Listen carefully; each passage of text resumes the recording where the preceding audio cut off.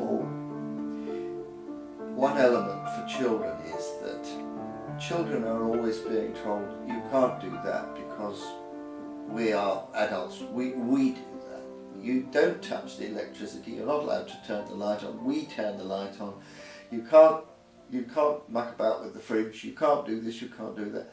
The extraordinary reversal of roles that happens in the Snowman is that the boy has actually created this figure, the Snowman, who doesn't know how anything works and is a complete innocent.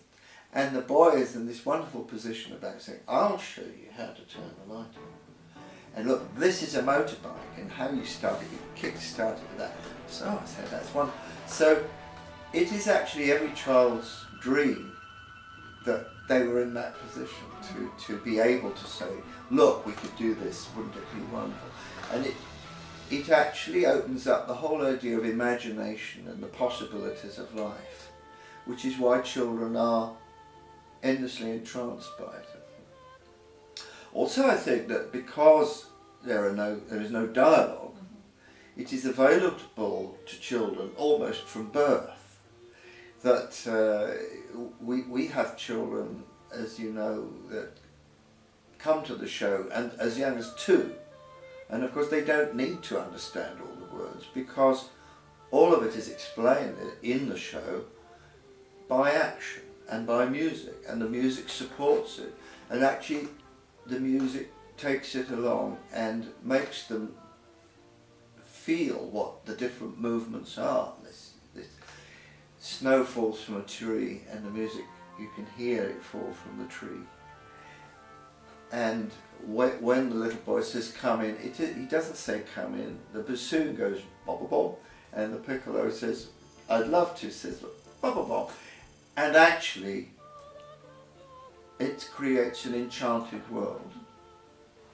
I would say that the stage show actually is a living, breathing experience, and it is the story that is in the book and is in the film, but when it is played by real snowmen and a real boy, and in particular a boy who is the age of the boy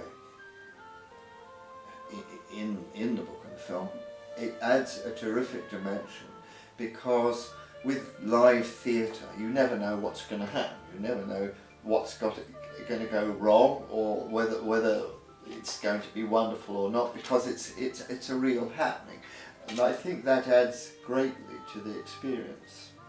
Well, I think everybody's favourite moment is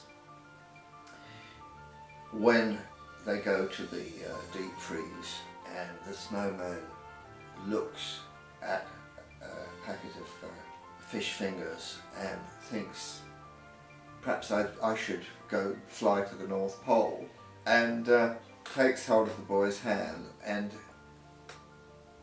suddenly, they suddenly take off and start flying with snow all around them,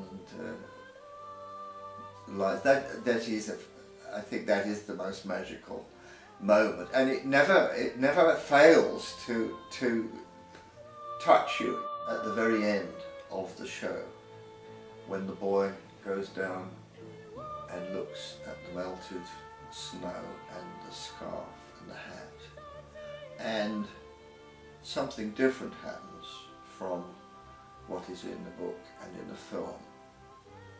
But I'm not going to tell you what that is. You have to see the show.